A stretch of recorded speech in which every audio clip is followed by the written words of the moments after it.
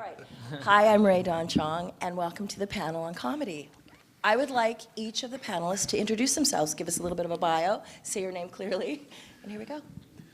My name's Dan Carey. I am a producer. I had a film here a few years ago called Live Free or Die, appropriately enough titled. I've produced comedies and things that are not comedies, so I will offer what I can about comedy. My name is John Forrest. I have a film here called Wanting Alex, and I currently live in Los Angeles. I'm an actor. You just won something. What was it? I just won Best Performance in the New Hampshire Night portion of the festival, which is a night dedicated to films with ties to New Hampshire. And I grew up in Nashua, New Hampshire. Thank you. And he beat me. I was nominated. I'm Justin McKinney. I'm a stand-up comedian is what my background is. I've had development deals for television stuff. Mostly has been my experience with Warner Brothers and CBS and stuff like that. And I had a film that I wrote and starred in here called Hosed, about a volunteer fire department in New Hampshire. And that's kind of how I got into this whole film thing. So I'm just starting to branch into film more. These guys are all more experts than I am in this field, so I'm going to learn a lot from them, too. Hi, my name's Chris Meyer. I'm a producer with the Farrelly Brothers. I don't know if you've seen Dumb and Dumber and There's Something About Mary.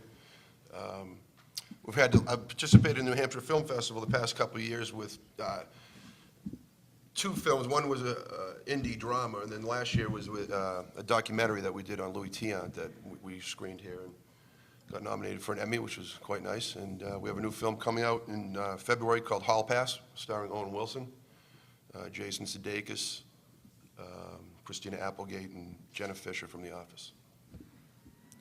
My name is Jordan Vogt Roberts. I have a short film here called Successful Alcoholics. It premiered at Sundance this year, went to South by. We've done like 25 festivals with it. I'm a director, largely do dark comedy stuff. I have a show on Comedy Central coming out sometime in December or February, we don't really know.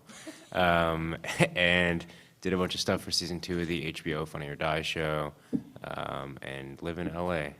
What's the name of the show that's coming up on Comedy Central? It's called Mashup. It's like a weird combination of stand-up comedy with a bunch of it's just a new way for them to present stand-up because they just canceled Live at Gotham, which was their avenue to break younger stand-up talent. And you have a group that's called Blurds?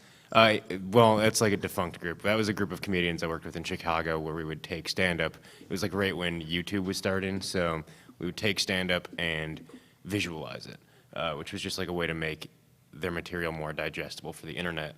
And that's actually what the Comedy Central show is based on. But that group doesn't really exist anymore because it was like 10 stand-ups and me, and trying to wrangle 10 stand-ups to do anything is an impossible task.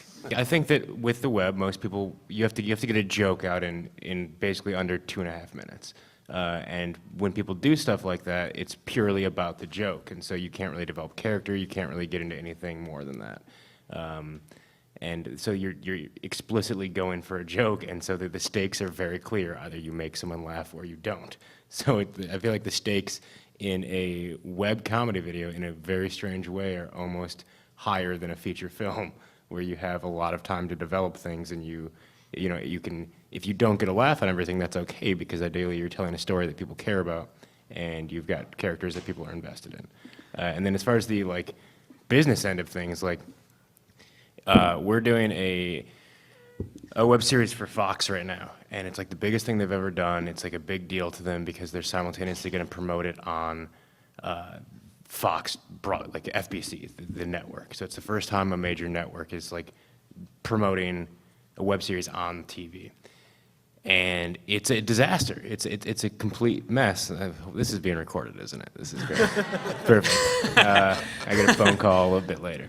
No, but it's just, we've got so many executives we're dealing with because we're literally dealing with the heads of the TV department, and then we've got a list of people trickling down from there, and our budget's like $500,000, but we need to do it all union.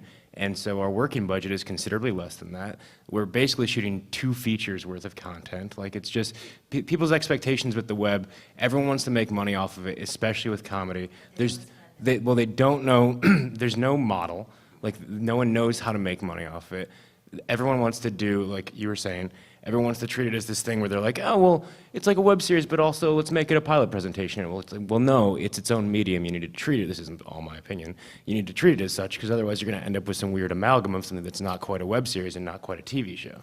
And so just people are just throwing money at this stuff, but not treating it as its own unique medium. Yeah, and our thinking was, it's extremely hard to sell anything. It really is. I've had 3 development deals with my stand-up, and all 3 times it didn't get on the air. I got paid to write the pilot and it never made it. So the thinking was, you take a trailer, you shop that around in Los Angeles, where I still have my representation, and if that doesn't go, you then, okay, let's put it on the web and see if we could maybe build up this audience, and then maybe we would then get a deal then to make it into a TV show. The end goal isn't to be a web series, because there isn't money. Exactly. So that was kind of the thinking there, and then so that's kind of how we, that's how we got where we were at.